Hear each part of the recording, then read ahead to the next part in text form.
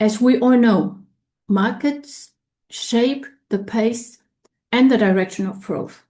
Yet, no value chain can flourish without the vibrant small and medium enterprises.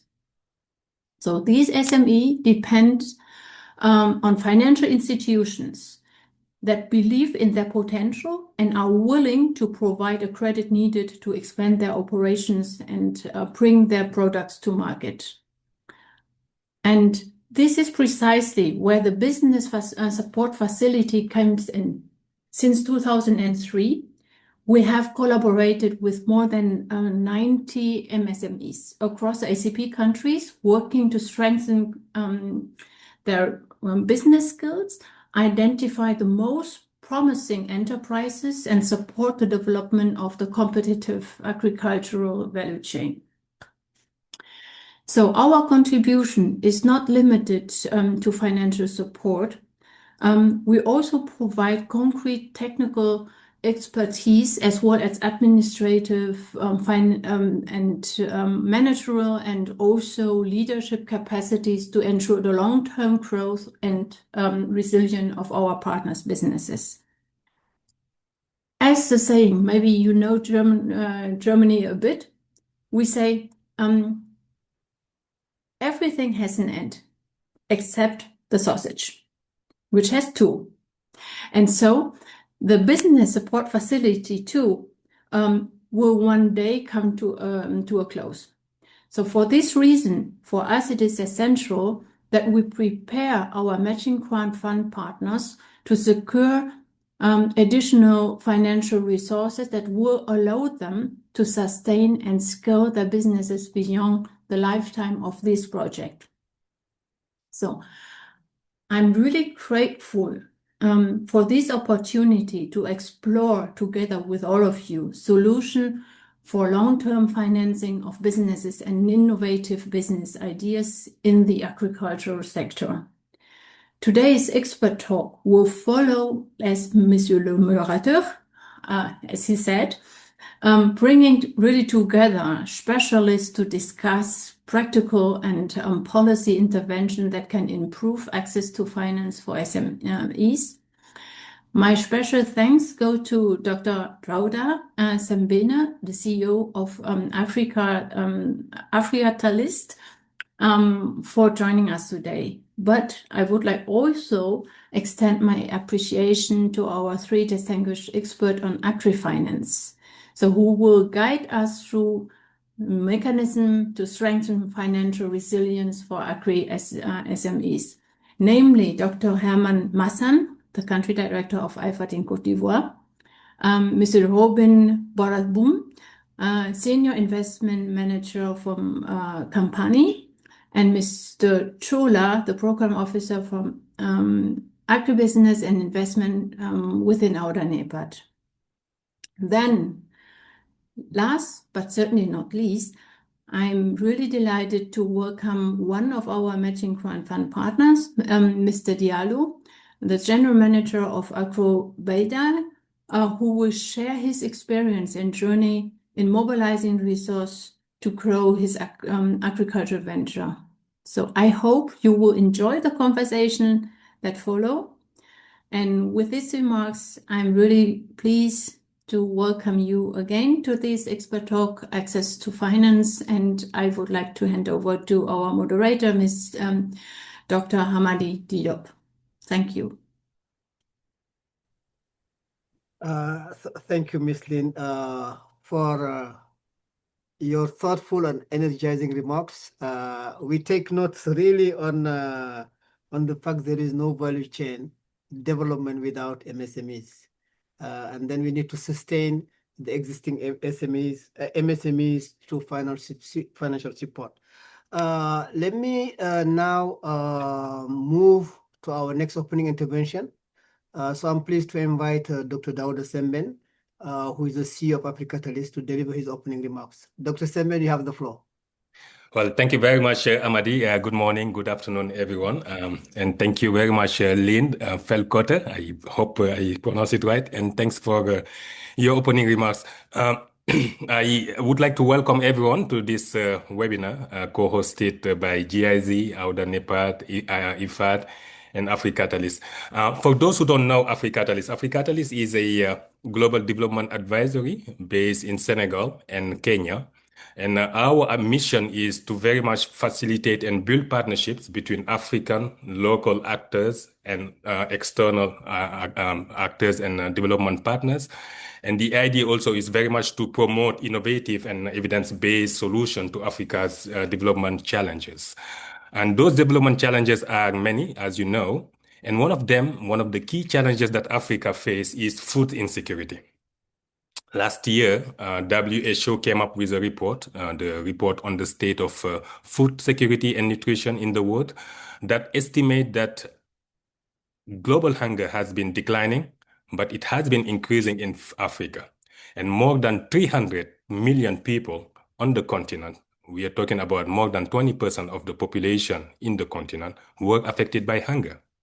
And definitely under those circumstances, when you see those figures, you very much agree with us that there is a need for urgent action to address food insecurity in Africa and around the world.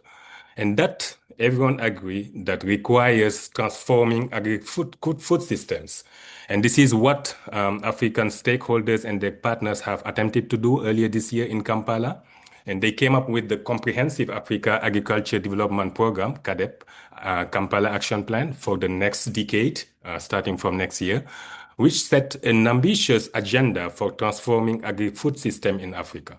So maybe just to recall 6 strategic objectives that the CADEP action plan has identified. The first one being to intensify sustainable food production and agro-industrialization and trade in Africa. The second is to ensure food and nutrition security.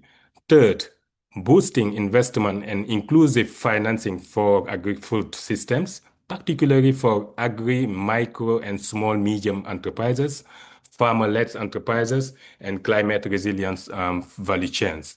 Fourth, advancing inclusion and equitable livelihoods, particularly for women, youth, and vulnerable groups. Fifth, building resilient agri-food systems on climate shocks and disruption. And last but not least, strengthening agri-food system governance, including to enhance policy coherence and accountability. So why are we here today? I think this webinar is convening key stakeholders that are playing a key role in very much making progress towards those priorities and objectives that are set forth in the CADEP action plan. And our idea today is very much to convene a very distinguished panel of experts and representatives of bilateral, regional, and multilateral organizations to very much explore together innovative financing approaches for achieving agribusiness transformation in Africa. So the objective of this webinar today is very much to share lessons and best practices on how we could improve finance for agribusiness in agribusiness transformation in Africa, what type of financing model has proven to be effective for agri-MSMEs in Africa, and how we can replicate them. And the idea also is to explore opportunities for promoting sustainable financial inclusion. And last but not least, this is an opportunity also to identify what impactful partnerships and collaboration among micro and small medium enterprises, financial shareholders, but also bilateral, regional, and multilateral organizations. So this is the reason today we have lined up a very distinguished panel of experts, agribusiness leaders, and as well as representatives from bilateral, regional, and multilateral organizations. Let me once again, before closing, thanks our partners in making this happen. Of course, starting with GIZ, AUDA-NEPAD, IFAD, and many other partners who very much support in the background to make this a reality. But last but not least, I cannot stop without very much thanking our panelists who are here and who are gonna very much make us learn a lot and give us a lot of insight about how we can progress and very much make make some inroads in financing agribusiness transformation. And of course, I cannot stop without thanking you on the audience who are participating from all over. We can see that we have more than 350 people around in this webinar, which actually very much show how much interest there is for this type of discussion. So without any further ado, I'm going to stop here and look forward to the productive discussions and insight that we will be hearing from our panelists. Thank you very much, Amadi, and thanks everyone. No, thank you. Let me thank like our two senior who gave us basically the marching order for this webinar. I don't know whether we have a way to upload, but I'm gonna clap for them. We will now proceed with our panelist introduction. But before we do so, I know we have, as the CEO of Africatalyst indicated, we have about 360 people who are online.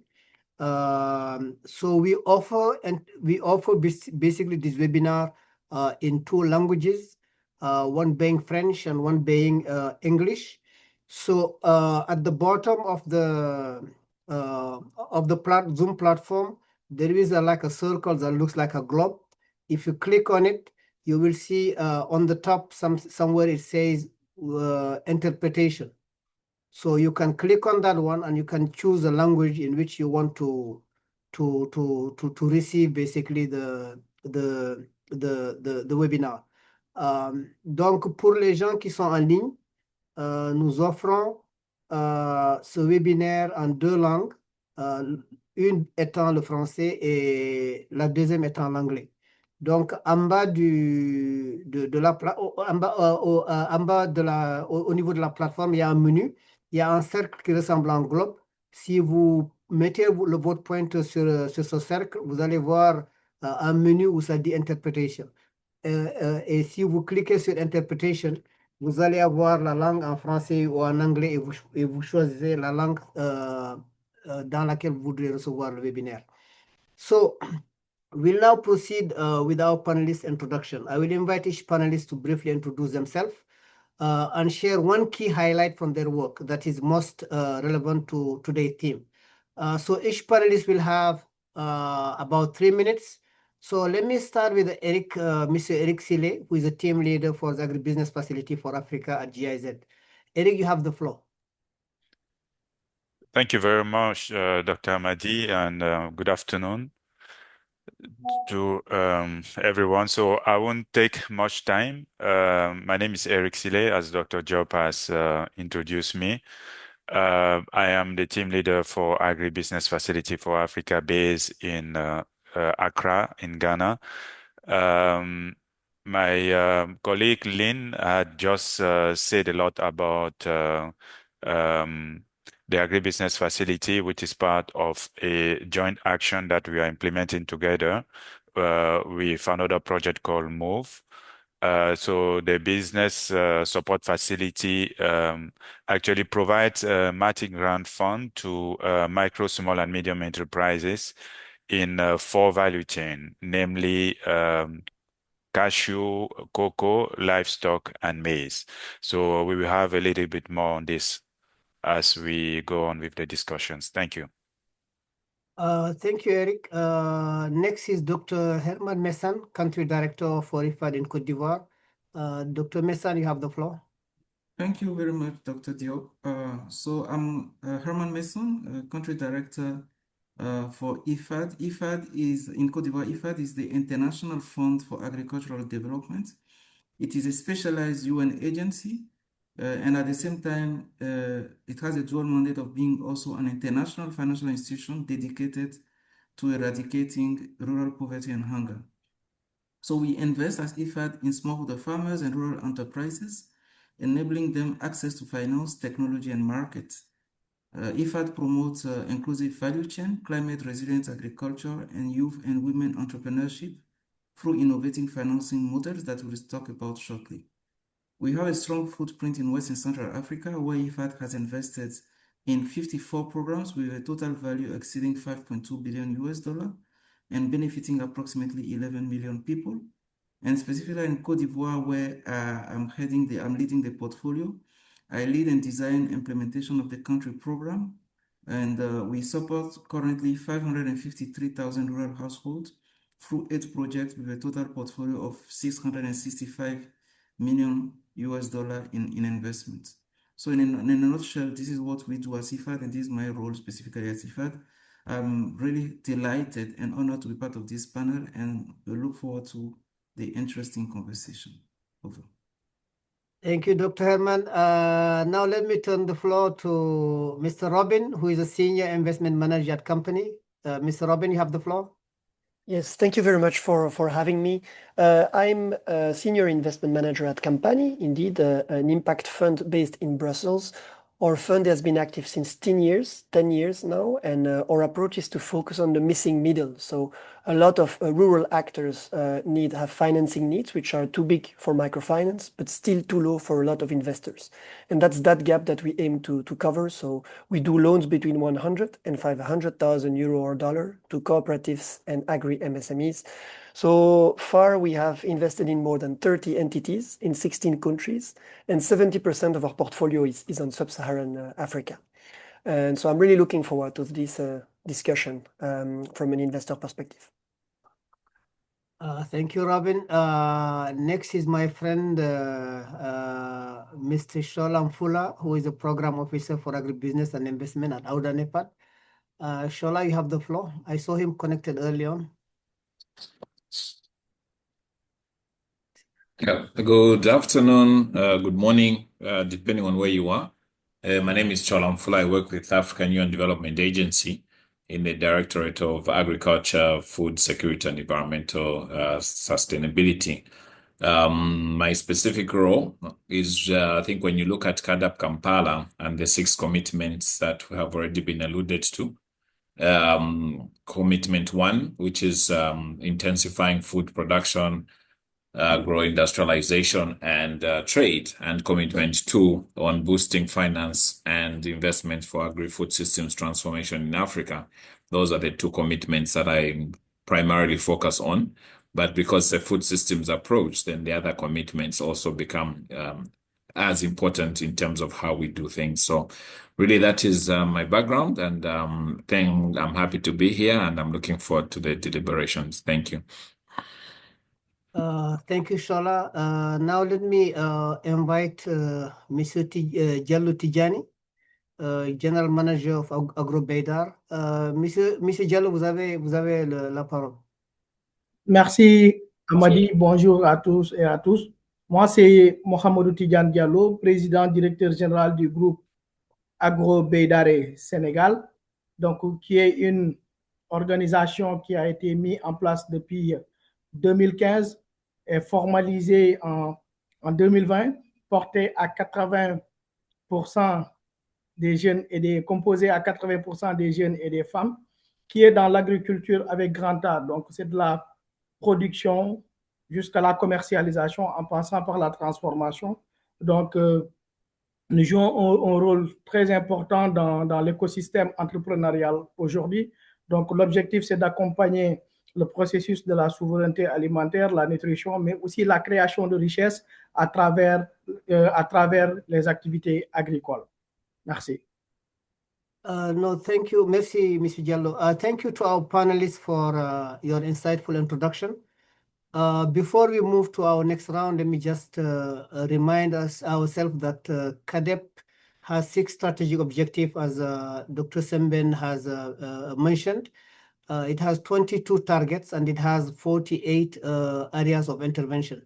We're not going to go into the details, but the most important one is one on access to finance, which is couched within the strategic objective number 2. We move now into round 1 of our discussion, which examines the current landscape of MSMEs financing and the bottleneck that persists across the continent. So my first question will be addressed to Mr. Eric Sile. Eric, from the ABS experience across multiple value chain, what have been the biggest challenge and key lesson from supporting agri-MSMEs through the matching grant mechanism? Thank you very much, Dr. Job. I will talk about the matching grant fund, which I will sometime also address as the MGF. So the matching grant fund is actually a key instrument of GIZ business support facility, which offers up to 200,000 euros to micro, small, and medium enterprises operating in cashew, cocoa, livestock, and maize value chains. So these enterprises, which are identified also as bankable, they are bankable because we've done a vigorous review process of their financial statement and their procedures as well. They also co-invest substantially because this is a matching grant fund. So they invest 60% of their own contribution in the cashew value chain and 50% in the cocoa, livestock, and maize. To date, we have about 109 ongoing contracts, demonstrating that there's a strong demand and trust from the micro, small, and medium enterprises. So we are not even able to meet that demand because every time we do launch calls for proposals, we do receive hundreds of applications that we have to go through, as I said earlier, through a very rigorous process.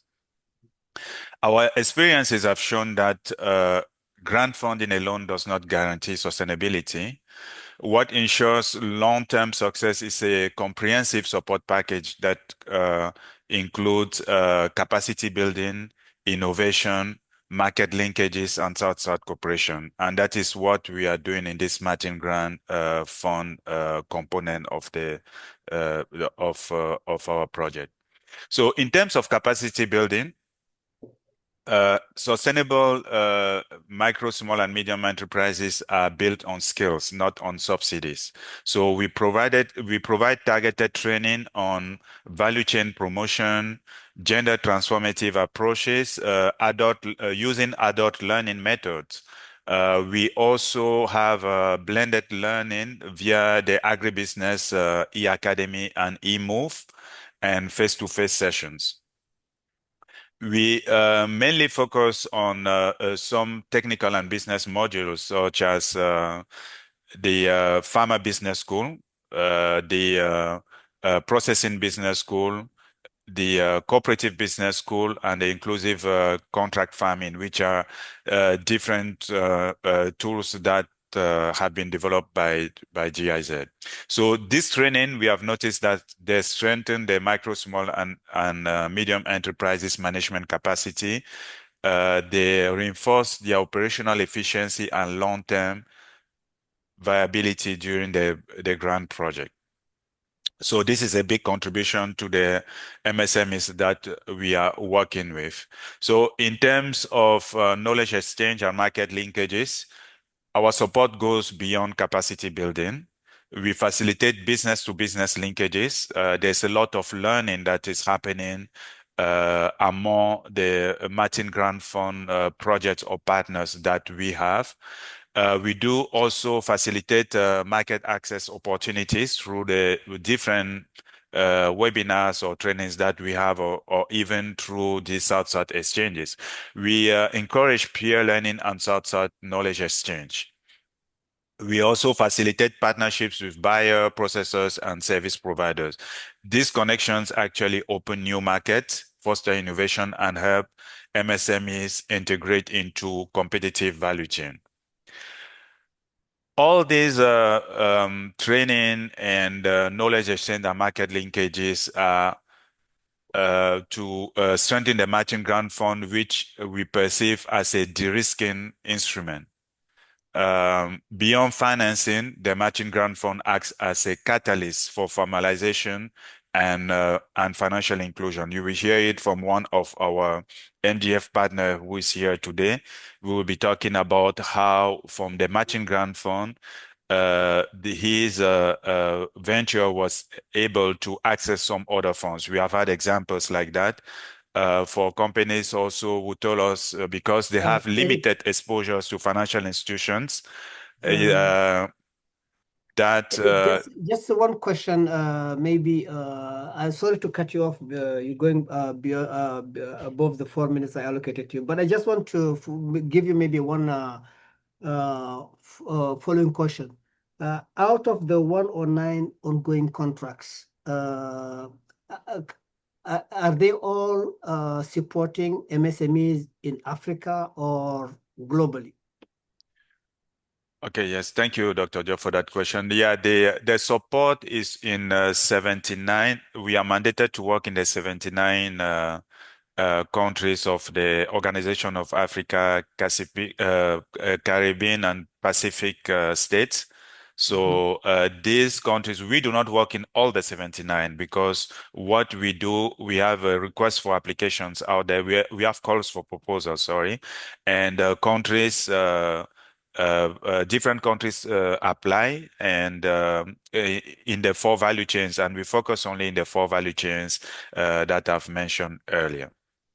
So just another minute and then I will finish. So I was saying that many of these MSMEs enter the program, which have entered this program have limited exposure to financial institutions. And at the end and during the time that we are working with them, they learn how to report on activities. They learn also how to manage grant fund transparently.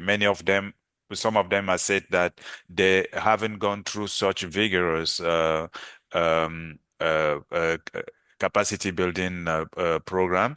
They also learn how to meet commercial and compliance standards. So these financial partners can leverage the MDF's commercial eligibility checks and the capacity building journey that the MSMEs have undergone so far.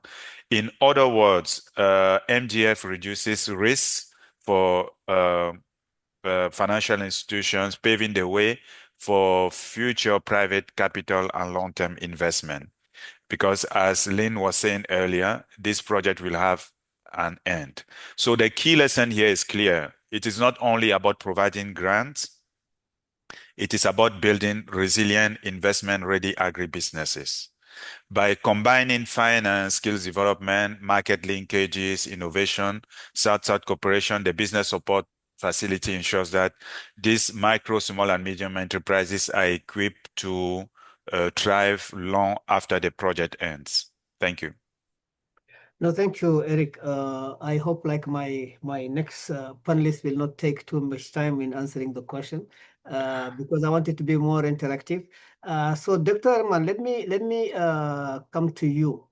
The matching grant fund that ABF has promoted is showing that there is a benefit for supporting MSMEs. IFAD has long supported rural enterprises. So what kind of lessons have emerged from financing inclusive MSMEs, especially for women and youth-led one? Eric has started touching on it, but I'm sure maybe you can tell us from the IFAD perspective, what are the lessons that we can draw from supporting MSMEs? Yes, absolutely. I mean, I agree with him that it's not only about funding. Actually, my strong belief is that where there is markets, funds will follow. So you can't just put the money before making sure that the MSME access the market. And building long-term robust access to market means, first of all, that the company or the enterprises is strong, has the fundamental in terms of managing businesses, has the fundamental also in terms of having enough inputs. Because as companies grow, you will see that the need for input grow. You also need to have access to market in terms of what are the suppliers, for example, access to supermarket, access to export opportunities, or even, I would say, regional trade. So all those building blocks need to be put in place. And then, of course, you also want to work with the financial institutions, putting in place the matching grants, capacity building the financial institutions so that whatever need of the entrepreneurs are out there, those needs can also get accommodated.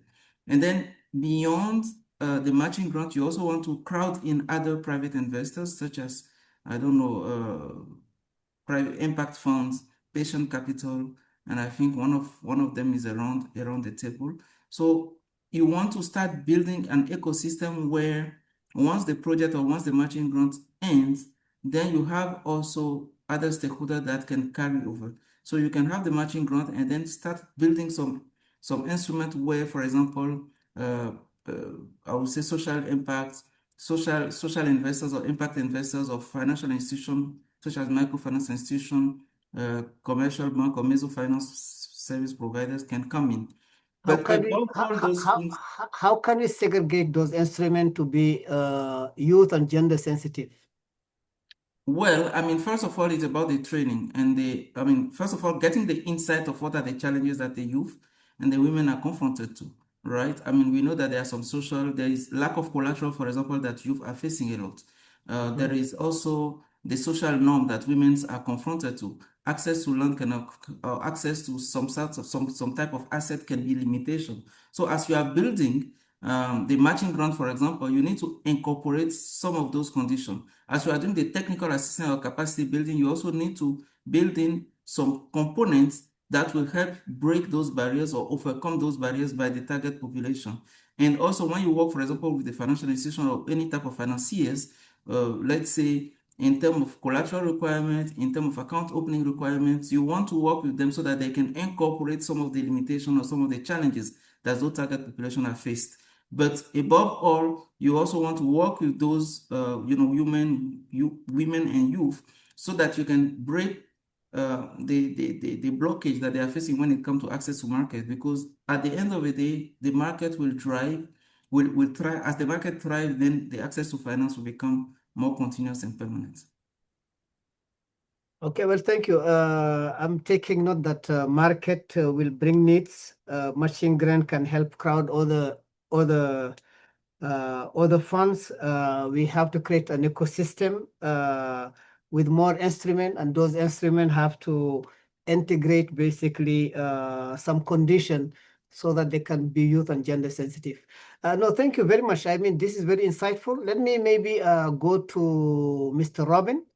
Mr. Robin, you have listened to both Eric and Dr. Herman.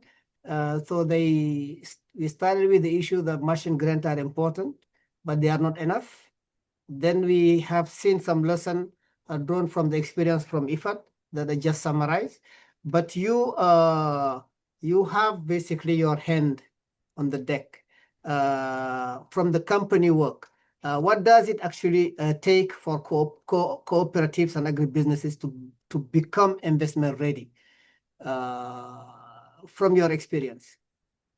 No, thank you very much. And for these two previous interventions, I think the angle that we look at it is indeed complementary.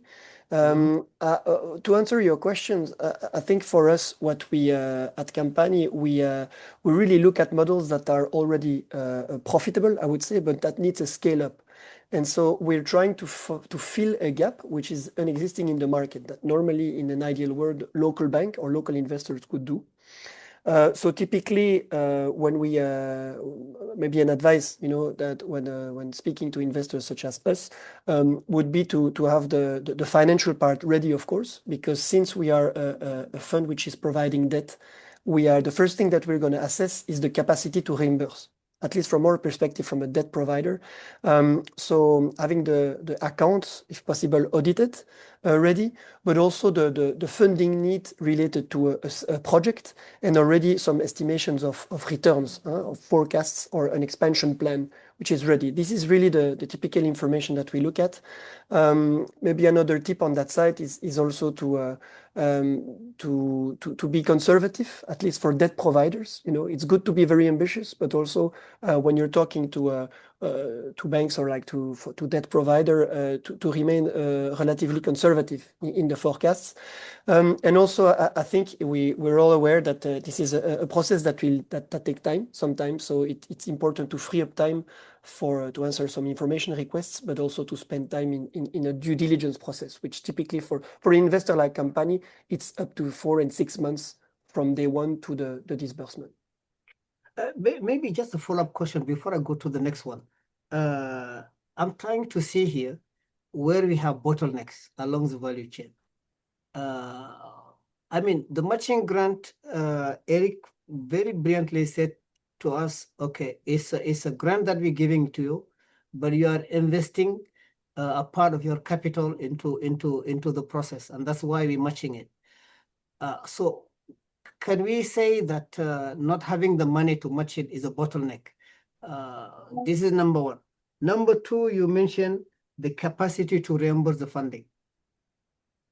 Is that also another bottleneck? And then you said the institutions that are benefiting from the funding need to have an expansion plan. Can you just tell us maybe, because we have a lot of people here in the audience that are interested in, let's say, coming to you and asking you as a company to support them.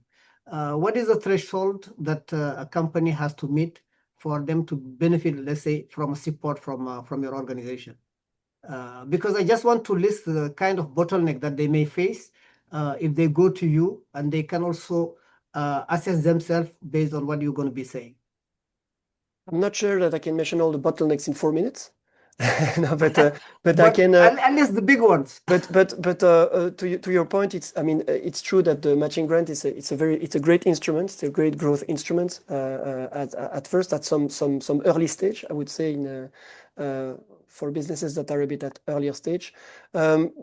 What we typically look at for us to assess if a model is stable enough to be supported from us, we look at the track record. So we ask entities to exist for 2 to 3 years already. As I said, to be profitable, to have also an impact which is well defined, because we're an impact fund with smallholder farmer. I'm talking here really about Kampani experience, because our goal is really to improve the livelihood of smallholder farmers at the end of the day. And then also have an indication of activity, because to be able to reimburse a debt between 100 and 500,000 euro or dollar, then we ask to have an amount of sales or activity, which is usually around, it needs to be above 300,000 euro. So we use a couple of these, I would say, indicators to screen the projects that we receive. Okay, 2 to 3 years of existence, impact well defined, 100 to 500,000 euros as a capacity to reimburse. If I can summarize, and that's where there's probably the difference between a grant ready or a grant needed financing. Okay. It's to be profitable. So, but at the early stage, having like basically the machine grant is a must. No, thank you very much. Let me maybe for the sake of time move on. Let me invite Mr. Shola maybe to come on board. Shola, you have heard the 3 intervention. My question to you is how can CADEP and Kampala financing agenda will help de-risk private sector investment in agriculture value chain? You heard that Eric in his intervention, he was mentioning that the matching grant not only is a catalytic fund, but also help also to de-risk. But are there other instruments that can help to de-risk so that MSMEs can go into the business with a lower risk and also higher value impact? Thank you. Thank you very much, Mr. Moderator. And I think also thank you to the previous speakers.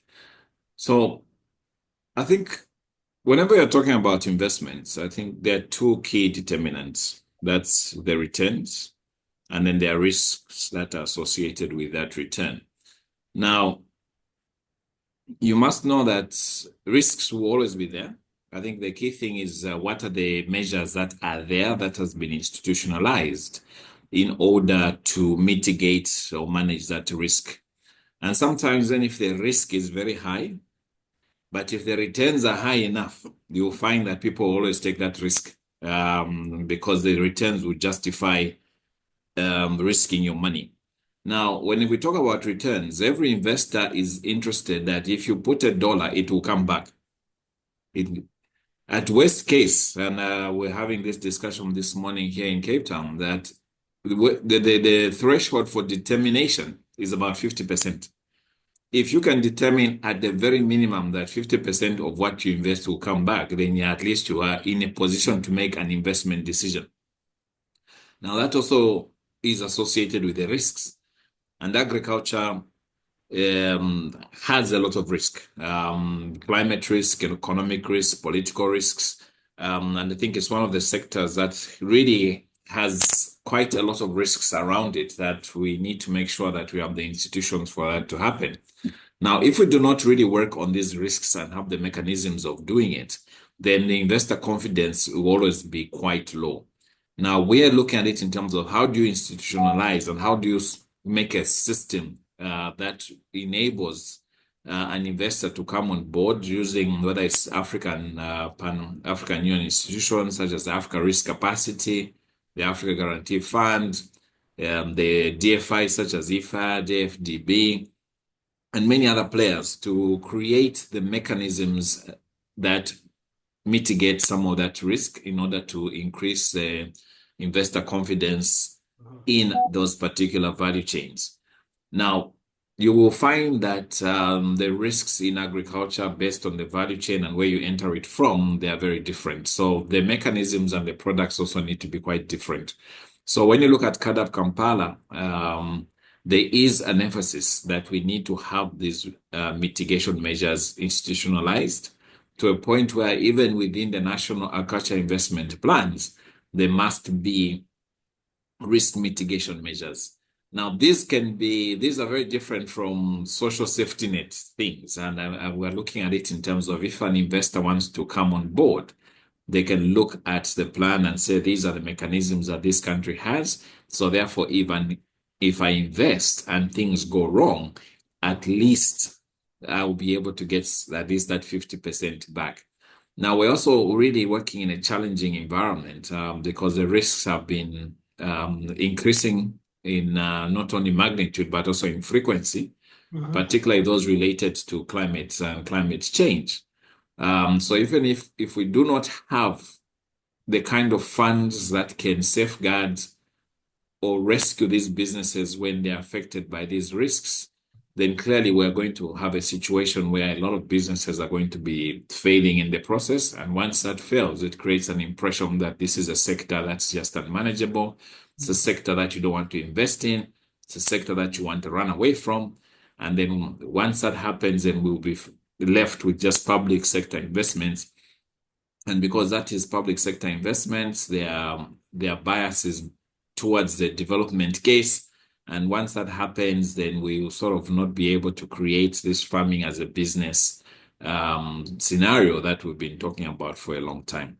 So it's part of the mix. Clearly, it's important.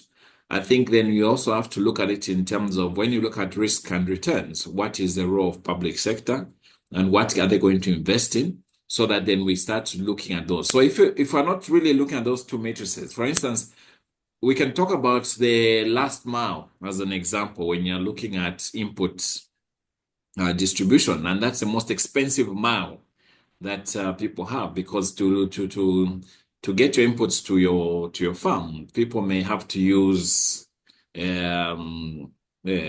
donkeys and many other things. So it's quite expensive. Now, if you look at it and say, okay, fine, what are we going to do about the last mile? Because the last mile is so expensive, that cost is then absorbed within the value chain and it has to recuperate it somehow. So you get a situation where once the produce is ready, that cost is already absorbed within that. Shola, let me interrupt you here for a minute. When we were in Malabo and Maputo, the idea was to finance agriculture, we need to use public fund, like a 10% of government public expenditure. Now in the area of Kampala, we're saying public expenditure is not enough. We need also private investment. And then we have a target of bringing raising $100 billion to invest into agriculture. So my question was, how Kampala financing agenda can help de-risk private sector investment in agriculture value chain? I understand basically that you're saying, okay, if we balance basically the rate of return versus the risk associated to the investment we can bring. But how does this fit within the bigger agriculture agenda, where we now saying to finance agriculture now from the public policy point of view, we need not only to have the public investment. I was thinking along the line that, okay, public investment will basically help de-risk by creating the incentive for private sector to come to invest. But anyway, I just want to hear your perspective on that part. Yeah. No, I mean, you're right. But when it comes to the whole thing of you can de-risk a sector and still have very low returns. Correct. So public investment is important because it will work on both sides. For instance, if you improve the infrastructure, irrigation, energy, not only are you going to increase returns, but you can also be able to reduce risk within there. So we can leverage public investments in that way, and we can track it to work on both sides of it. Because as you've rightly pointed out, I think that if the risks are too high and the returns are too low, private sector is not going to come. So we can smartly use public sector investments to increase risk and reduce risk and increase returns, and create a trade-off using public financing that will reach a point where we can then attract private sector investment. So it's really part of the whole structuring. You need public sector investments for it. Okay, well, thank you very much. I mean, let me maybe we'll follow up on it on the next segment. Monsieur Diallo, vous avez écouté tous les gens qui sont du côté des financements. Mais vous êtes un opérateur et vous êtes sur le terrain. Voilà, donc vous êtes un opérateur et vous êtes sur le terrain. Donc la question, c'est que je voudrais savoir, de votre perspective en tant qu'opérateur, quels sont les obstacles auxquels vous êtes confrontés quand vous essayez de mobiliser des fonds pour appuyer Agro-Beydaare? Merci, Hamadi. Oui, il y a plusieurs obstacles en réalité. Donc, d'abord, disons que les organisations des producteurs, tous ceux qui sont dans l'agroalimentaire, surtout du côté de l'Afrique, d'abord, il y a un problème de formalisation d'abord. Donc, ça, c'est un problème qui est là. Donc, la deuxième des choses, les conditions de levée de fonds à travers les banques ou certains partenaires financiers sont très compliqués. Donc, les organisations en phase de maturité, ils ont des problèmes pour accéder à ces financements-là. Donc, je pense qu'aujourd'hui, c'est une situation que les gens doivent revoir, surtout les conditions. Parce que quand on demande à des jeunes d'avoir des garanties comme le foncier ou des garanties matérielles ou des garanties financières, parfois c'est très compliqué. Quelqu'un qui veut développer son entreprise, s'il avait ses moyens, il n'allait pas demander de l'aide en réalité. Donc ça, c'est des difficultés auxquelles sont confrontées à ces organisations, mais aussi l'accès au foncier aussi, c'est un problème majeur, et surtout l'accès à certaines informations. Mais donc ça, c'est vraiment des problèmes auxquels sont confrontés en réalité nos organisations qui sont vraiment là pour accompagner en fait le processus du développement du secteur de l'agriculture en réalité. Voilà. No, merci, Mr. Diallo. From the audience, we have like a chat box. You feel free to interact with the panelists through the chat box, and also feel free also to make some comment in the chat box. Maggie, let me give you the floor. If there are anything that came out from the chat box, maybe you can enlighten us, or if you have also some comments that you want to make, please feel free. Maggie, you have the floor. Thank you, Dr. Hamadi Diop, and to the speakers and panelists so far. We have over 10 questions, but in the interest of time, I'll highlight about 3, and maybe we can take it from there. We have a question from Joseph Flatwell. I think it's directed to Eric. He says, if I heard it correctly from Eric, he said that the grant fund conditions that beneficiaries, MSMEs, have to contribute 50% of the investment. So he's wondering, is that so? Again to Eric, Hassan Obafemi says, please confirm whether your program supports farmer groups that are in the early stages of self-organization and require organizational development support. We're exploring opportunities for strengthening a target farmer group and would like to know if this falls within your current interventions.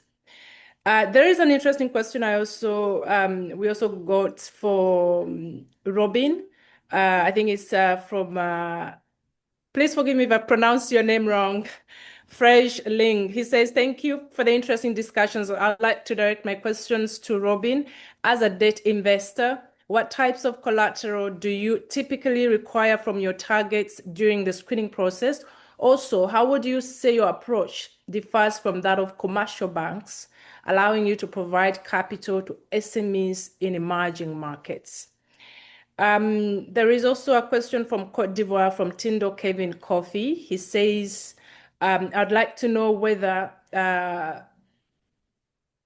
considering your focus on youth-led and innovation-driven agribusiness models, I'd like to know whether your funding mechanisms also support research, laboratories, development plant point of care diagnostic systems that could strengthen cooperative farming and early disease management.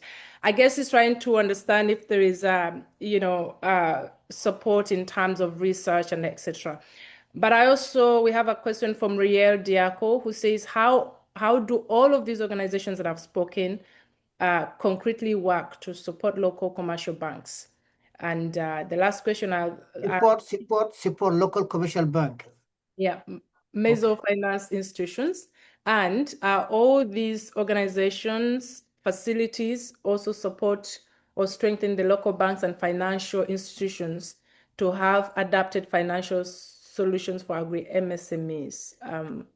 Not sure if I read it well. And one last question that I thought was interesting from Ala Rousseau. He says, are you simultaneously working on the National Legal Framework, enabling microfinance institutions to offer more appropriated financial support to normally rejected applicants?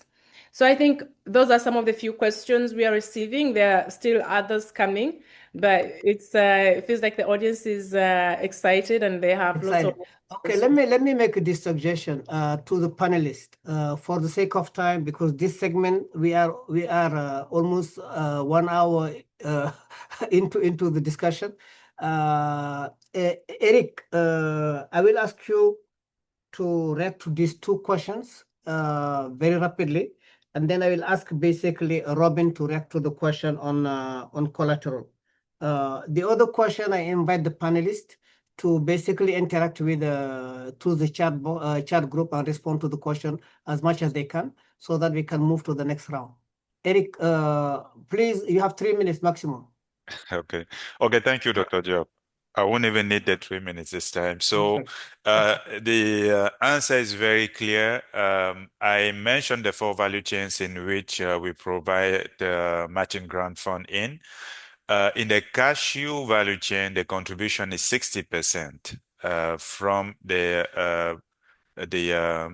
enterprise. And then in cocoa, livestock, and maize value chains, the contribution is 50%. That is expected, and the contribution could also be in kind. The other question that was there was about... do you support farmers group at early stage? Farmers group. So the support is along the value chain. So production, commercialization, processing. So we work along the whole value chain, marketing and stuff. No, they're talking about early stage, meaning that if someone is a startup, they are just freshly starting into those value chain. Do you provide them support? Startup, not that much. We encourage also consortiums, and we have also had projects that are working across different countries. So I think one requirement is to have been in existence for 2 years, if I'm not mistaken. So startups are not that encouraged. Okay, so similar to what Kampani was saying, you have to demonstrate that you have been in business for 2 to 3 years. Robin, you want to come in and address the question on the collateral before we move to the next one? Yes, sure. And thank you for these questions. Again, I'm going to talk about it from a Kampani perspective and talk about our model, but there are other models on the market. Also, you can find more details on our website, kampani.org. But in our approach, we do not take collateral. And that's a very important factor because we position ourselves as a long-term partner, but without taking collateral and only financing infrastructure. That way, our investee can also build a bit their balance sheet, but also use these infrastructure to unlock local financing. So that's for the first question. On the second question on the approach, am I going through the three questions, Dr. Diop? No. Just on the collateral. This one came from the floor. So we're gonna go now on our second round. Okay, sounds good. So on the second round, let me maybe invite Dr. Herman to come on the floor. Dr. Herman, which blended finance instrument have proved most effective at reaching last mile rural MSMEs from the IFAD point of view? I know like IFAD does a lot of things into the rural space, and I have collaborated with IFAD on numerous projects, and I'm really impressed every time I hear what you guys do. But here I'm asking, what are which one have proven more effective? I mean, effectiveness depends on the context. So if you are in an emerging country, middle income country like Cote d'Ivoire, Ghana, you are not talking about effectiveness the same way when you are in a fragile country, and I don't want to name, but a country that is subject to political instability, that is subject to climate challenges, droughts, for example. You're not talking about effectiveness the same way, but we have the requirement. We do have to support MSMEs across. So first of all, is really building the foundation and building blocks. That's what I spoke about. Structuring the value chain is very instrumental. But once you have all those things in place, okay, like the value chain and structure, capacity building for producers organization, they have access to market and so forth. What proved more effective? We believe, I personally, I am a proponent of getting the market to work. Okay, so you have to, of course, have matching grants in place. The matching grant, there are different modalities of matching grant. You can have, the two parties matching grant. You can have three parties matching grants that involve financial institutions. You can have matching grant that involve suppliers and off-takers. So there are different modalities and different way of approaching the matching grant. Then beyond the matching grant, you also have input revolving fund, for example, that you can also put in place. So all those are a lot of matching grant components. Then gradually, as the market matures, or depending on the value chain also, because some of the value chain are more structured than others, you can have value chain where you have also a higher margin than others. If you take horticulture, for example, even within horticulture, you have certain goods or certain species that have, or varieties that have higher margin than others. You have perishability. You do all those analyses. Then you look at what type of instrument and how you can bring and crowd in the private sector. The private sector being financial institution, being patient capital. We work a lot with the OECO credit of this world. We work a lot with social investors so that we do some combination. Let's say we'll have the first loss capital. So if the investment can support the first 30, 40, 50% of the loss in case there is a challenge. And then you have like gradually the private sector after first cycle, second, three, fourth cycle, as the market become more structured, more matured, then they will take over, let's say in year 5, year 6, year 7 of the project. So these are approaches that you can have. But one thing is important is also the policy, and that's where the CADEP principle, the CADEP and Kampala declaration comes in place. You cannot have a change of agri-finance if we still continue to measure or to have same prudential regulation for agriculture as we are having for commercial, for non-agricultural kind of sector. Let's say you measure oil industry the same way you measure agricultural sector in terms of risk. It doesn't work. Unfortunately, commercial bank right now, the way they are structured, this is what they follow. They follow very same regulations. So there is a work that needs to be done on the policy and on the regulatory aspect. We have good experiences such as GIRSAL in Ghana, which was supported by AFDB and other players like Agra. I used to work with Agra. But you also have other type of guarantees that can also come into play. And those guarantees de-risk and also allow the crowding of the private sector, be it commercial bank, financial institution, microfinance, mesofinance, and name it. What I can also talk about is a concessional kind of lending. So you can have some lending that allow you to say, okay, if you are doing some kind of green green activities, or let's say carbon capture, and so there's a mechanism to measure all those contributions to greening the environment, and you can have access to concessional lending, so GCF funding, the JEF funding. So those funds, we at IFAD also unlock them and we provide them, meaning that we work with financial institutions to provide lower interest rates. Then you also need to look at other innovations, such as innovation to encourage the private sector to on-lend at lower rates. So the whole structuring of the value chain, the capacity building that Eric was mentioning earlier on. And also you can have some interest that are rebates on interest rates for early repayment and so forth. So there are a couple of innovations that we can explore. And also, how can we look at other type of collateral? Because some of the participants mentioned, okay, as if you don't have collateral necessarily or assets from day one. So can we also, just like microfinance institutions are doing at the beginning, can we leverage, for example, on digital to reduce the information asymmetry, so they have a better visibility on what are, I think my colleague Robin mentioned, okay, we want to see that the company or the organization is credible. Of course, he's looking at bigger size, but for smaller tickets, how can we leverage on digital tool so that you can track and have a better assessment of the credibility, the viability, and the credit worthiness of the entrepreneur that we want to access. And last but not least, we can also look at supplier credit. So we strengthen a lot the big companies like the Olam of this world, so that they can also in turn work with MSMEs, which are upstream the value chain, because they may not go to the last mile, but they can work with producer organizations, with cooperatives and others who will obviously feed them with those inputs. So without going too much in the detail and considering time. Can I challenge you a little bit? I listened to you very, very carefully. So you said, okay, we need to structure the value chain. Right. Once we structure them, we need to create the capacity to deliver. Once we created that, we need to get the market to work. Correct. And then you said, okay, once we have all three conditions realized, now we need to create the matching grant. And then we need, after that, now the ecosystem start expanding. Yeah. Then you touched on a very, very interesting point. You say, okay, for all these things to happen, we need to work on the policy side. Now, my question to you is the following. Since the 60s until now, vous partez, je vais parler en français même d'ailleurs, vous partez dans n'importe quel pays africain, vous avez ce qu'on appelle des banques agricoles. Ou bien on appelle des crédits agricoles, des banques agricoles, etc., etc. Ces banques ont été créées avec exactement le processus que vous avez décrit. Mais après 1 année, 2 ans ou 3 ans de fonctionnement, ces banques, au lieu d'appuyer les exploitants agricoles, les banques définissent à peu près une trentaine de critères pour dire que ces institutions qu'on doit appuyer sont des institutions à risque. Et pourtant, on nous dit que 60% de notre force de travail est dans le milieu rural, et vous travaillez beaucoup dans le milieu rural.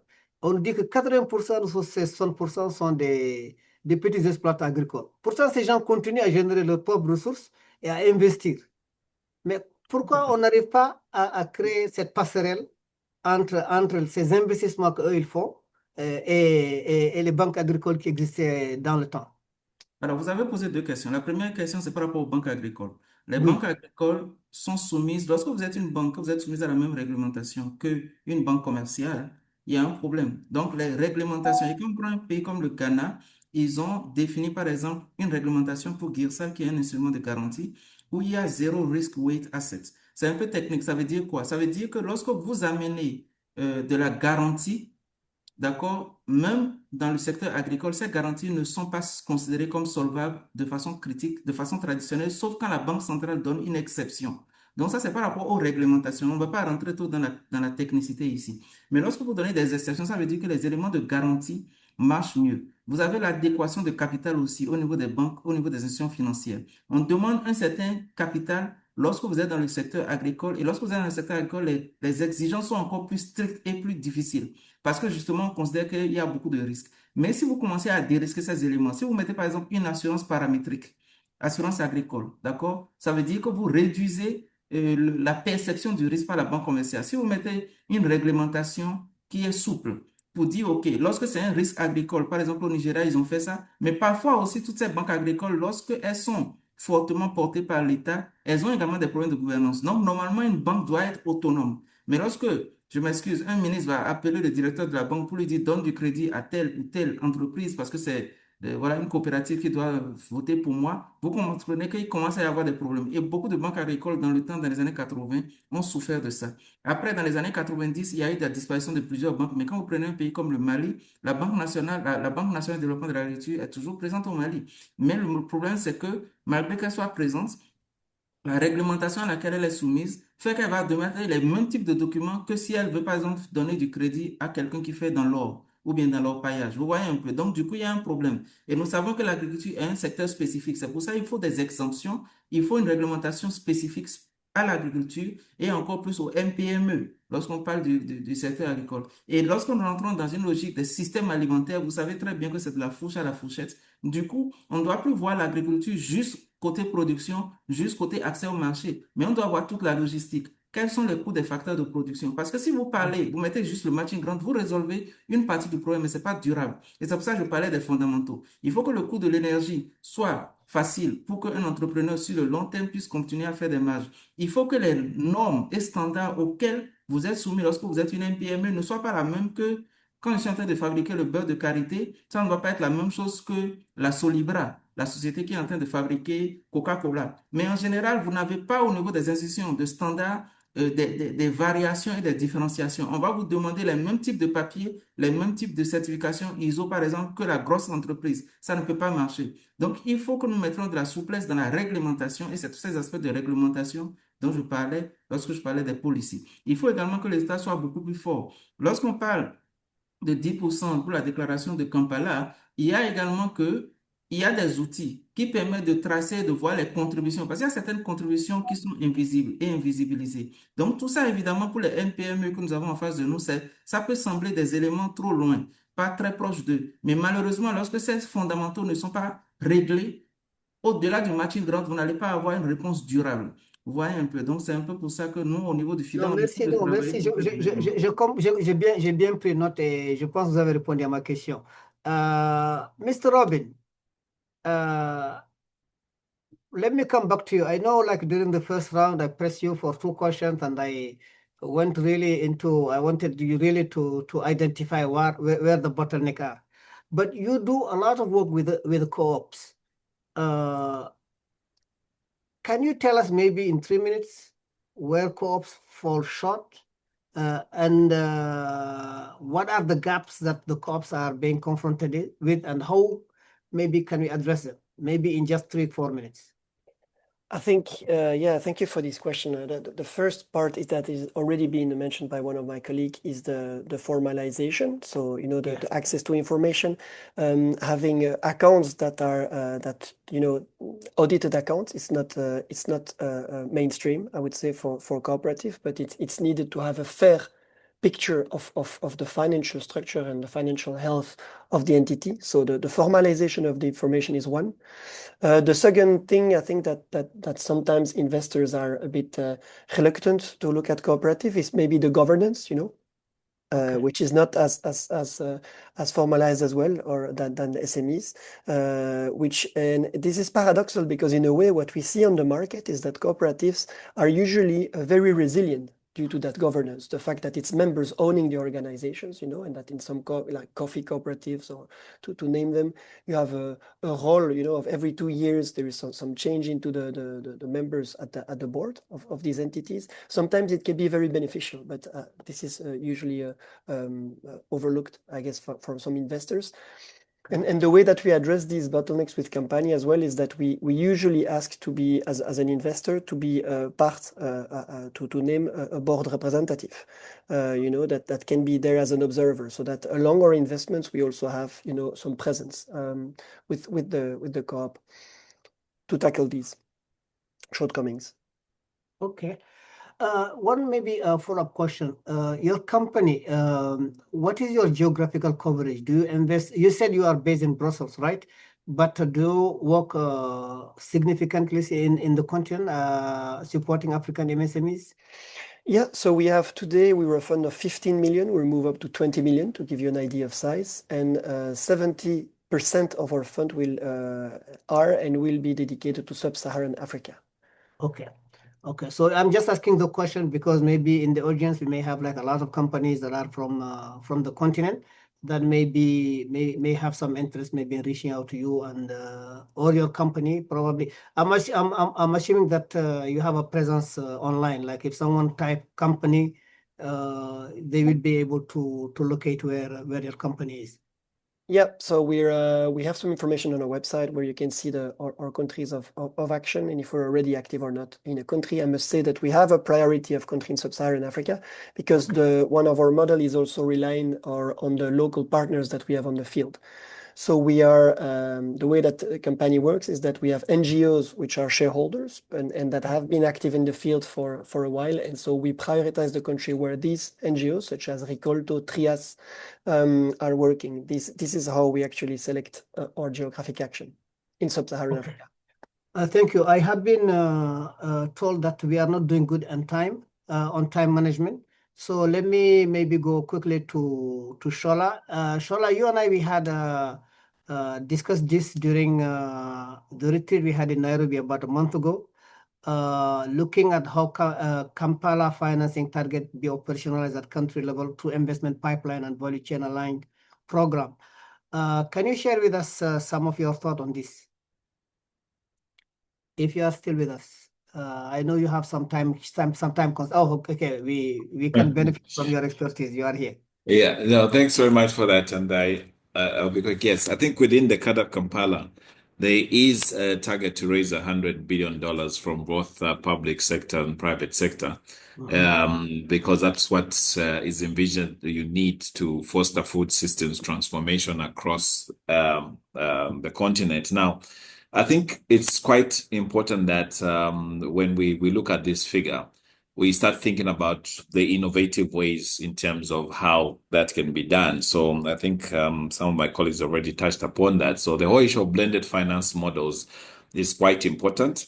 How do we use some of the money, say, from the DFIs to de-risk some of the commercial funding? That will be quite important. The whole issue of climate financing and instruments.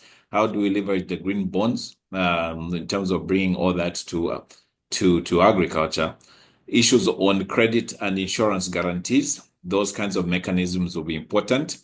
Diaspora, there is quite a lot of money that's coming in from there, but a lot of it is unstructured. It just comes through various Western Union and other money transfer platforms. How then do you institutionalize that in terms of using it for funding purposes? And then some of them, I think my colleague from IFAD touched upon these issues on performance bonds and sustainability linked loans, where you can sort of tap into some of the green climate funds based on your performance around issues on climate and nature positive outcomes. Now, I think when you get into structuring this, you need a lot of public and private sector collaboration. And that's why I was mentioning that the whole issue of public financing becomes very important. So it's not really just about hitting the 10% target within CADAP, but I think how you're using that money, the quality of the public expenditure, and how you can leverage that to bring in more private sector money becomes very important. So we need to really think and rethink a little bit on that, because as you said, some of it, I think it was my colleague from IFAD said, some of it is invisible. But in this case, how do you leverage, for instance, $1 of public investment, how much private sector can it leverage? Now, that requires us to think a little bit more in terms of how we sort of structure these kind of collaborations. And then also, I think we need to really look at it in terms of the policy. Now, the policy, again, it's so we need investments, but we also need to make sure that we look at the policies that will create that investment or foster that investment or accelerate it. So we need to really engage a lot with the private sector, because we don't want to sit and prescribe certain policies and hope that then they'll create a certain reaction from them. But I think it's important we engage with them in terms of how we create these policies that will enable this investment to come through. So that engagement and having deliberate platforms for engagement, that will be important. And then also, I think we also need to look at the whole issue of research extension. Now, a lot of that is really public financing. So again, let's look at how we can have quality public financing into agri-food systems transformation that will leverage private sector investment through that process. So a structure like that will be very important moving forward. Thanks. Let me stop there for now. No, thank you. Let me go maybe to Mr. Diallo.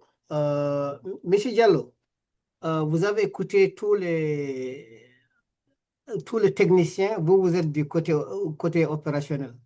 Est-ce qu'il y a des instruments financiers qui vous ont été proposés et qui ont fait une différence vraiment dans votre entreprise et comment ça a contribué à faire la différence? Ok, merci. Donc, nous avons, depuis que nous avons eu à bénéficier quand même l'accompagnement du MGF, donc je pense qu'on reçoit tout le temps des propositions. Par exemple, aujourd'hui, avec FADCR de l'État du Sénégal, donc, nous sommes en train d'accompagner plus de 1000 jeunes qui ont accès à des financements à travers des institutions financières aujourd'hui. Et la garantie, c'était le contrat que nous avons signé avec ABF. C'est ce que nous avons amené comme garantie aujourd'hui et qui nous a permis aujourd'hui de faire des levées de fonds avec FADCR. Et aujourd'hui, avec le FIDA, c'est l'occasion aussi de remercier le FIDA qui ont beaucoup impacté chez nous. Et d'ailleurs, pour le moment, avec le projet Agri-Jeunes financé par le FIDA, en pleine Casamance, nous sommes en train d'accompagner 150 jeunes qui vont recevoir des subventions qui recevront des subventions des mains de Agri-Jeunes. Et l'autre partie, c'est des banques que nous avons contactées pour compléter quand même leur contrepartie pour pouvoir développer leur activité. Et tout ça, c'est lié vraiment à l'activité que nous sommes en train de mener à travers aujourd'hui ABF. Donc, c'est pour vous dire que ABF a beaucoup impacté donc dans nos actions que nous sommes en train de dérouler.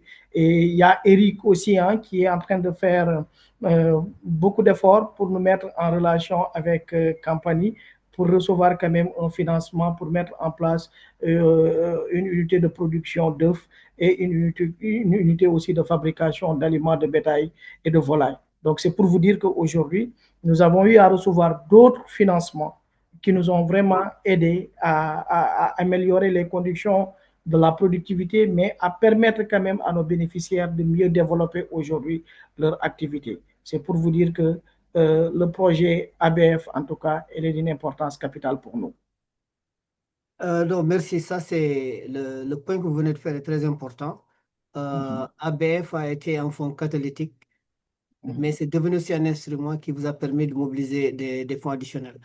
Maggie, do you want to come in just quickly, but just summarize what's coming on from the chat from this round, but we're not going to ask the panelists to respond to it for sake of time. Maggie, you have the floor.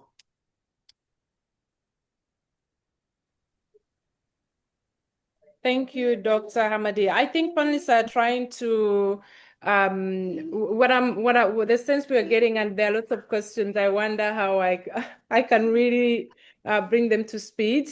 But for example, Martha is wondering from Chola's intervention, do we bridge or facilitate the movement of private sector investment beneficiaries into private investment space and avoid perpetual dependence on the public sector? Okay.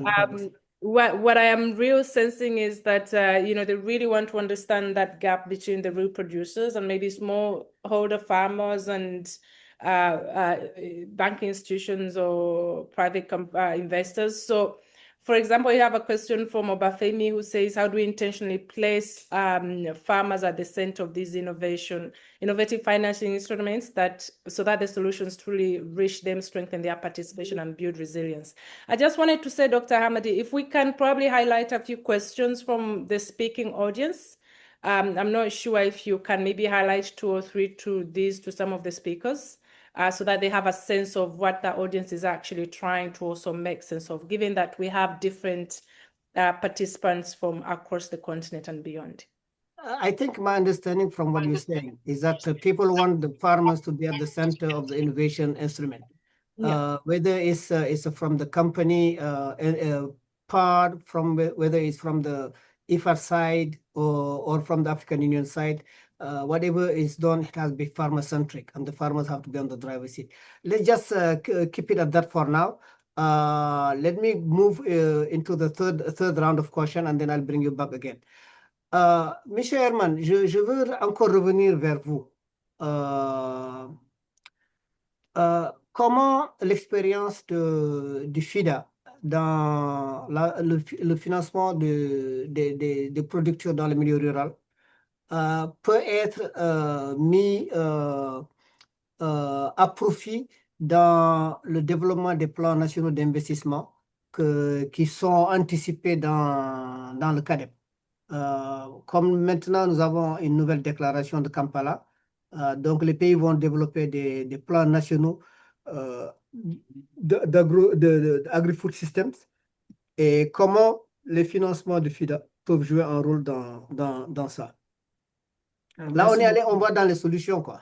Oui, d'accord. Merci, Dr. Diop. Alors, pour ce qui concerne les plans nationaux d'investissement agricole, le FIDA contribue par le biais de ces projets. Nous avons différents projets, des investissements dans les différents pays.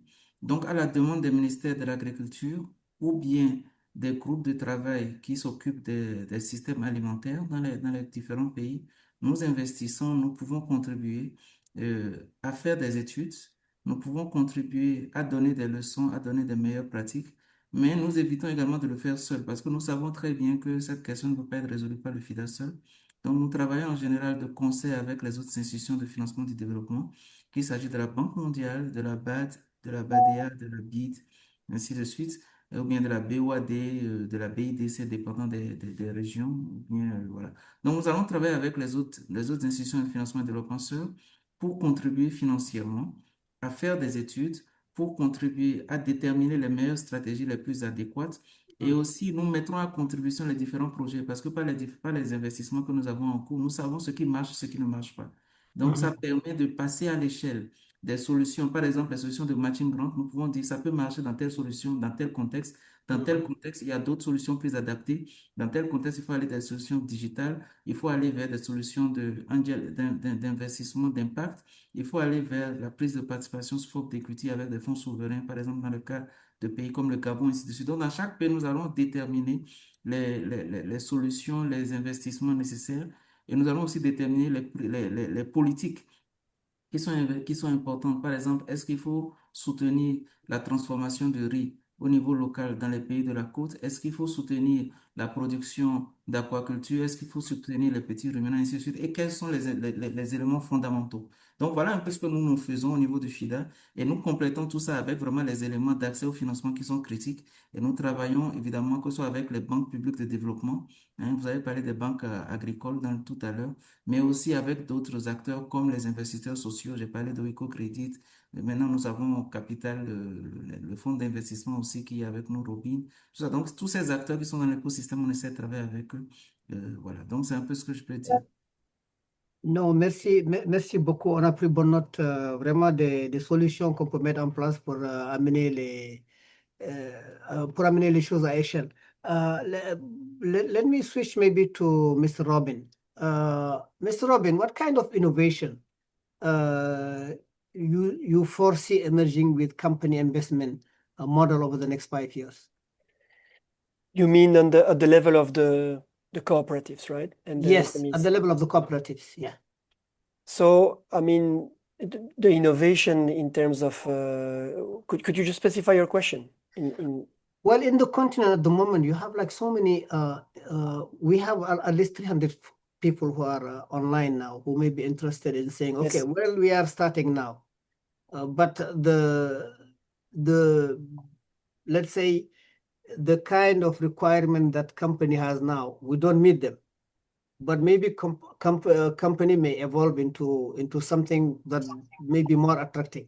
So what are those solutions that you may foresee in the next 5 years that may expand your base in terms of supporting co-ops in the continent, and maybe even reduce basically the $500,000 to 50,000? Maybe that's what respond to what we have in the continent, so that people will be more eligible. So I think there are a lot of tools to be able to help rural entities. We've mentioned a couple of them. Matching grant is one instrument. I think there's also an action to be done also for local bank. If you do guarantees more at the state level, guarantees to financial institutions, that will also incentivize and streamline, the provision of financial services to these actors. Kampani is just one solution, one actor, and where we have a very specific scope, and we're aware of that.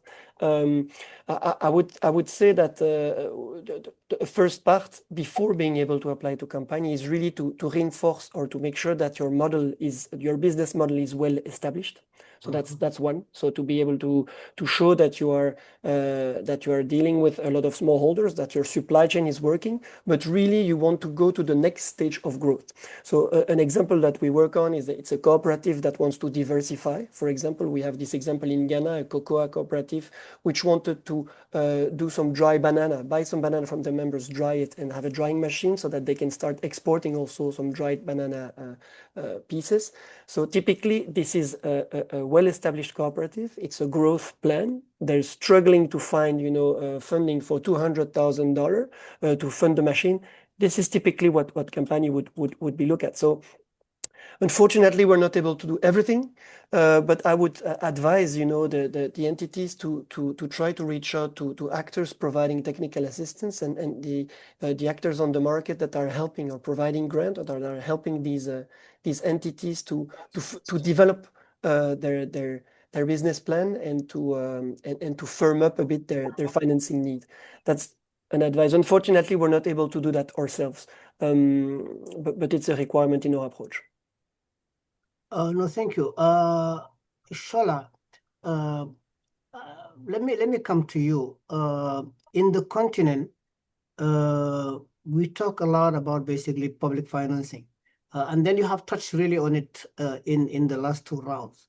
So my question now to you is, how do we ensure the long-term sustainability of financing ecosystem beyond the donor-driven cycle?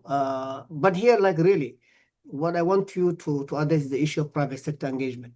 How can you bring private sector engagement into the different initiative? I know you run CAPEF at one point of time, and probably you have some other instruments that you have developed through NEPAD. I just want you to share with us maybe a few instruments that can really help look beyond the donor cycle and beyond the project cycle, but in terms of sustainability in financing agriculture in the coming years. Thank you, Mr. Moderator. So I think we're at a stage in development on the continent where certain luxuries are going away. And one of them, I think, is this whole thing of donor funding, because the geopolitics have changed so much that if we do not become smarter in terms of how we make interventions, then we'll find ourselves in deep trouble. So it's very important that when it comes to this whole thing of investment, we can't follow the traditional way of doing things. We get grants, we throw them there, and then we hope that this change happens. I think we need to look at it quite from a business point of view, that this is money that is being invested, whether it comes from the public sector or the private sector.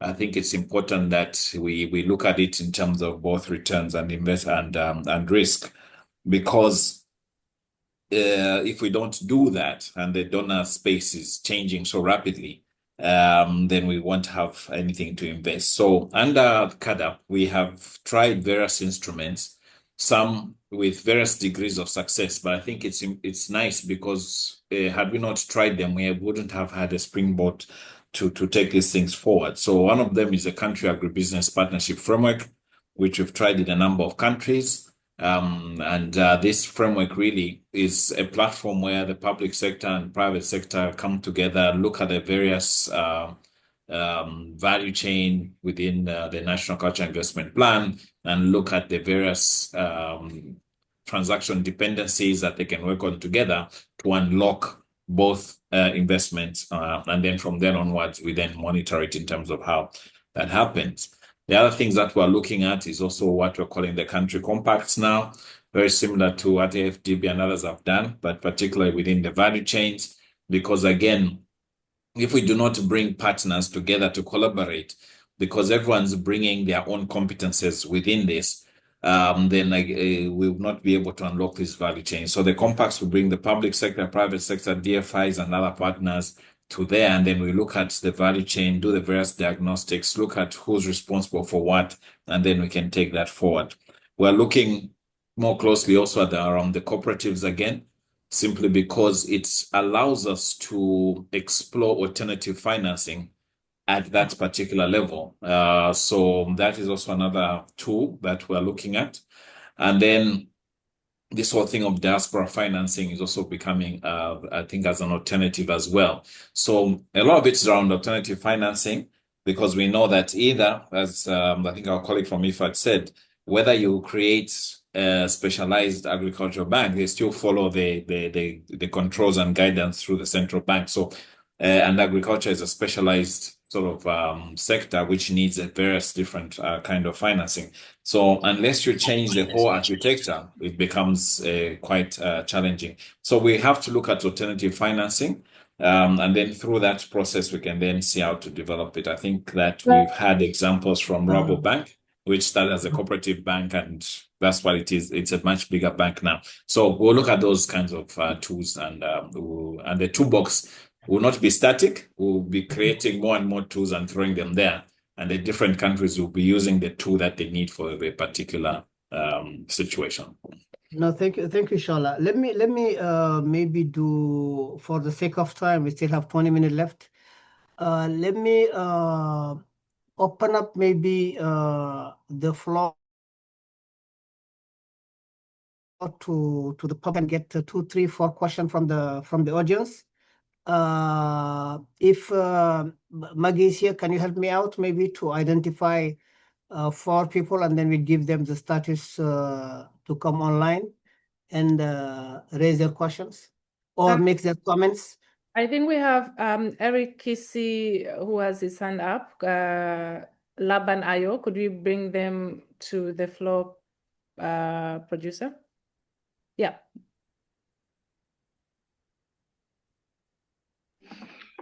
Eric, you can go ahead and unmute and ask a question. Eric, you please unmute yourself, Eric. You're in. Okay. Good. Ghana here is 2:41 p.m. Yeah. My name is Eric Kisi. Yes. My question is to Mr. Robin. Well spoken. And then actually access to finance is actually a big problem in Ghana, let me say, because the interest rates are very high. The tenures are not favorable. You hardly get a moratorium. I just want to find out from Robin, with their debt financing, what is the allowable moratorium period? What is the tenure? Also, and then also, what's the interest rate that they give? Yeah. Thank you. Can we, Robin, wait a minute. Let's take both questions. Maybe the second question was addressed to you before we move. Sure. We have Laban Ayo. Maybe we can take 3 questions if okay, Dr. Hamadi and Shadrach. So we can take these and then move on. Let's take Laban and then we Laban, vous avez la parole, or you have the floor, Laban. Laban, votre micro est fermé. Your mic is closed. Yeah, go ahead. Okay, thank you very much for giving me the opportunity. I'm Laban Ayu. I'm calling from Kenya. And I wanted to ask a question. Currently, we are working with many smallholder farmers. And through ABF, we have managed to come up with a cooperative that could help farmers so that they get how to consolidate their produce, and then we get an off-taker. But now the question I wanted to ask, I didn't get it well. Is it possible we could get a better financing model from the potential funders? Because currently in Kenya, the banks would want to give us a loan at a rate of around 18%. Then with that, because we want to help farmers to do input financing, and we are in the maize value chain. So what could we do, or is there opportunity we could get a better international or a long-term rate? Thank you very much. Can I ask you a question? Who are you addressing your question to? For the people who could give financing, sorry, I can't. Okay, is that addressed to Robin or Miss Dr. Herman? Or either both? You could help me, yes, direct Okay. it. All right, thanks. Let's get Dr. Herman, Mr. Robin to react to the first question, and Dr. Herman to the second one. All right. Yeah, I can take the first question. Thank you very much. I've also replied, I think, on the chat on that. So typically, when we are not a grant provider, that's very important. So we are an investor, and we do that on a long term. So our loans typically in terms of tenor is between 5 and 8 year long. It's quite a long period, and it's important to mention that we do not take collateral. So we finance infrastructure, we don't take a collateral. So that's a unique approach. It's quite risky. And for this, in terms of interest rates, it depends, but it's aligned a bit with the market on the long term. It will depend from country to country, but it will come as a cost for the company. So that's why it needs to be profitable, and we assess the reimbursement capacity. You mentioned the moratorium. Typically, we understand that if you need to build a warehouse or buy a machine, it takes some time for the machines to be delivered, etc. So we can give up to 12 months. That's our approach, 12 months grace on the capital, right? So that means that you would start paying on the capital after a 12 months period. That's our approach regarding CapEx. Ok, mais Dr. Herman, vous pouvez répondre à la deuxième question de Mr. Laban du Kenya? Yes, I can respond. I think because the question was in English, do you want me to go in English or French, Dr. Diop? It's up to you. We have translation. Okay, perfect. So Laban, you mentioned that you are in the maize value chain. You're working with smallholder farmers, and you are looking for, and you do a bit of input finance. You want to know what other opportunities are there to get some finance. I would say, first of all, maize is a value chain that's is a low margin value chain. So if you want to stick to maize, you know that it's going to be a bit difficult, except if you have guaranteed off-takers. So I would encourage you to do a good mapping of the different off-takers. You can also look at some warehousing options where the value of the maize, will grow when there is less or when there's a higher demand in the market vis-a-vis the supply. You can approach some of the breweries. So I would like you to take, first of all, a commercial approach. And then, of course, you can also scan in the environment. You can work with the WFP. You can approach World Food Program, for example, because they may also need some, although they have some standard, so they can also give you a premium for your produce because you are working with smallholder farmers. You can approach some of the IFAD projects in country to facilitate the access to market linkage. And I will also say, look at the different smallholder farmers that you are working with. If you could also diversify a bit and then bring in some horticulture, higher margin produce, if you have a contract farming with them, and then you can also support them. That will help you diversify, reduce the risk, because the more crops you grow, all things being equal, if you grow 2-3 crops, then you reduce the risk. It's not just a bullet advice like that, a silver bullet advice, but these are some of the things I could give as an advice. There are a lot of financial institutions in Kenya. There are the credit unions, the microfinance institutions, the commercial banks, and so forth. So that will be, and also a couple of guarantee funds. You have also some private investors that may be interested. You can also explore adding value to your produce rather than just selling the maize right like that.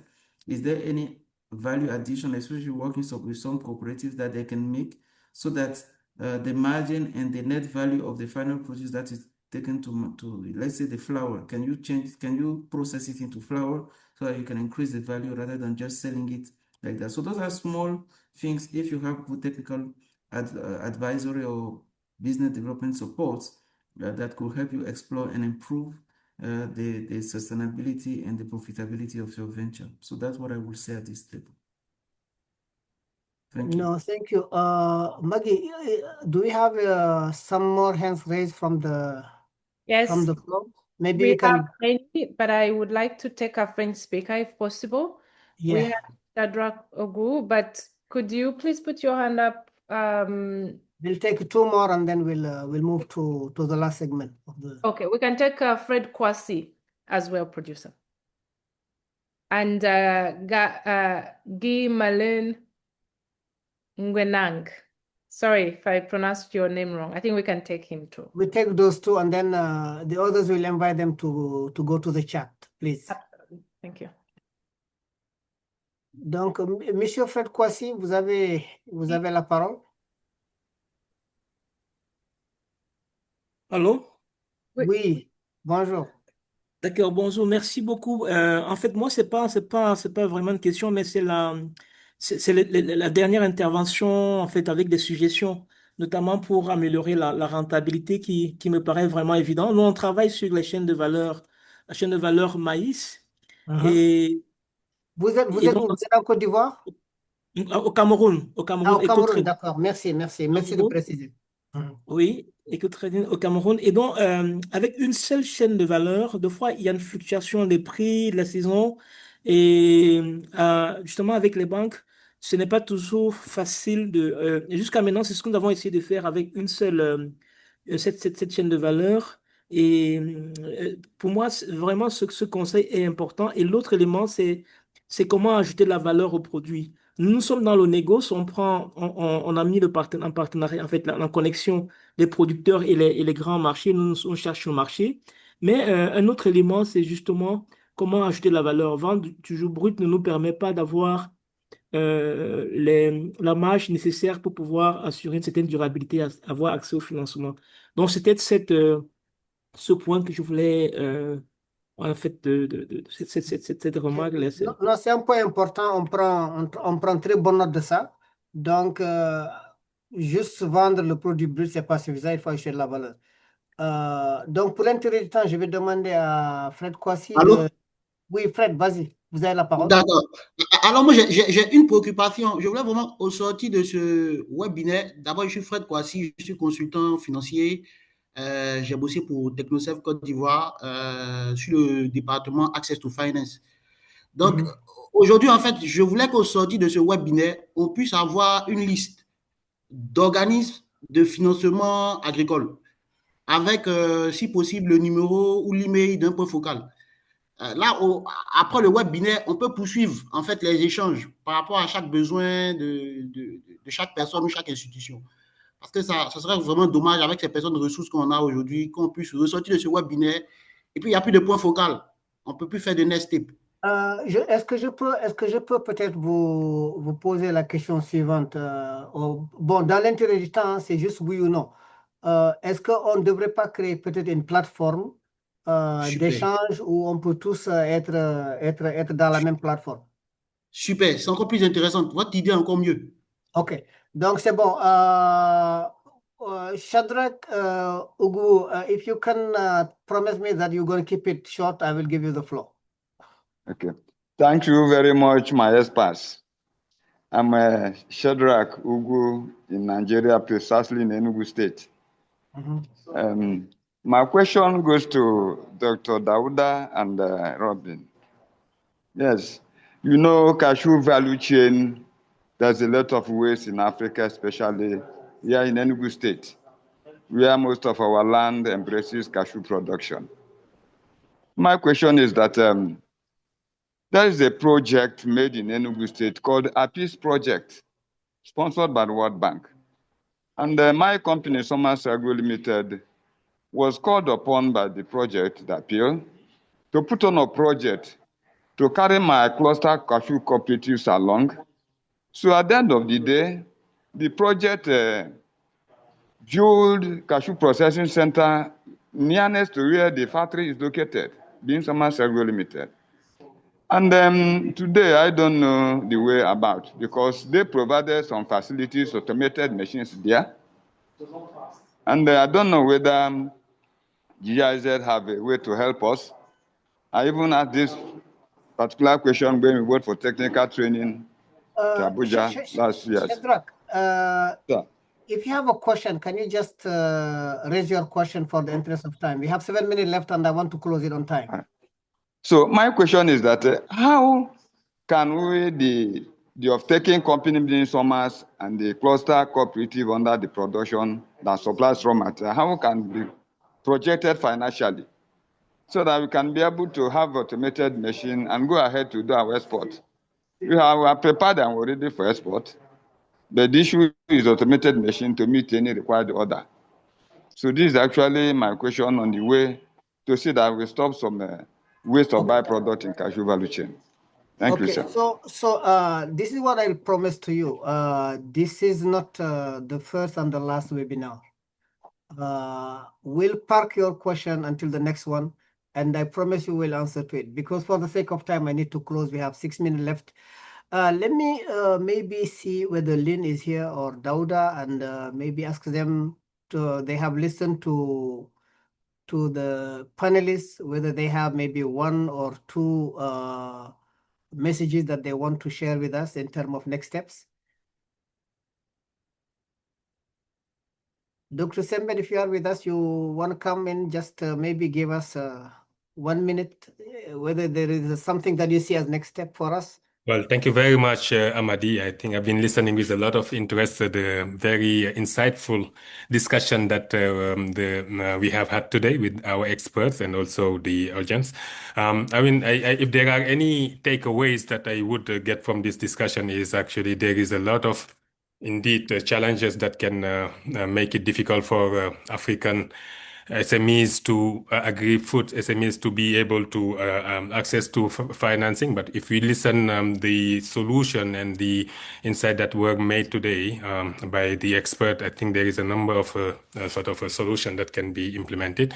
And I think we've seen what GIZ, IFAD, and other organizations have been doing on that front. And I think this is a good way to build on that moving forward. As far as we're concerned, we look forward to continuing this type of session for knowledge sharing and exchange, this sort of peer-to-peer learning opportunities. We are committed to working with our partners that we have today, whether it's GIZ, AUDA-NEPAD, but also IFAD, to very much have to create more opportunities for learning. So we're looking forward to continuing that as next steps. And thank you again also, Amadi, for also facilitating this and for your very adept moderation. Thank you. Thank you, Dr. Semben. This is what I was expecting to hear, like in terms of next step. Lynn, you wanna give us maybe some few words on the next steps? You have listened to everyone. I know you have been in this space for quite some time. Yeah. Can you hear me? I'm not sure. Yes, we can hear you. Yes. Okay, perfect. Yeah, first of all, I think I would like to thank all our panelists and also other experts sharing with us the experience. And of course, my big thanks to you, Amadi, for the facilitation. And of course, also from the lady, I have forgotten your name, I'm really sorry, but facilitating all these questions. Say it again. Her name is Maggie.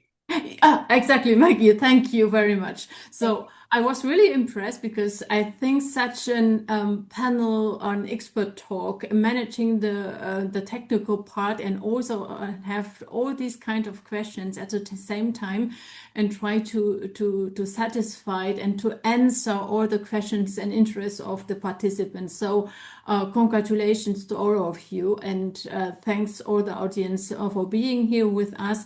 My takeaway is that I have heard a lot of bottlenecks, but I have also heard about solution. I really impressed of the work of the company.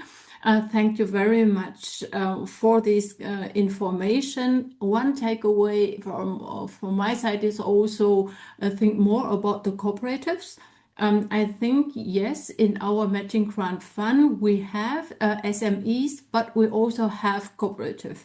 And we have a couple of training courses focus how to strengthen the organization, the management skills of cooperative. I think this is something that we can also continue on working on it, stay in touch with company to see where can we collaborate together in the future. I would like also to thank the colleague from IFAD, the country director from IFAD, Dr. Hermann, for being with us. I think I have been in my former time working very closely with IFAD. It was an excellent collaboration between IFAD and GIZ at that time. So.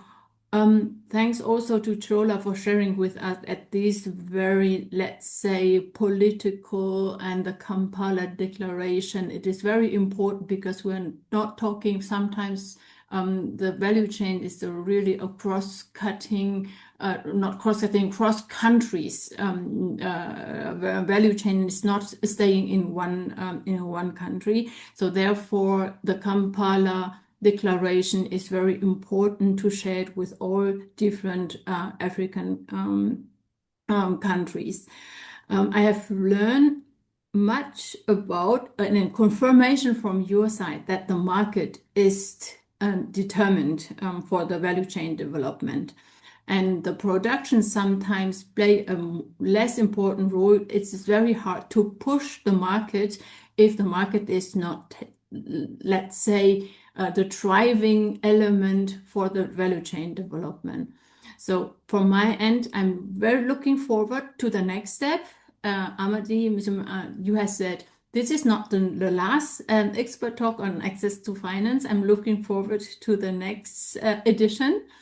And of course, if you have ideas to say that I would like to learn more, one of the participants has also shared the idea to stay in touch, has a platform and has this kind of matchmaking between the SMEs and the financial institutions. I think this is also one idea that we can keep it up for the next activity. So thank you very much from my end.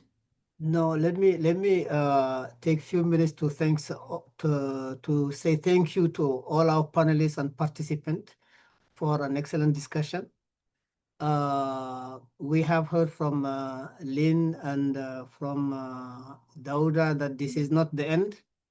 And that this is the first of many to come in terms of next steps.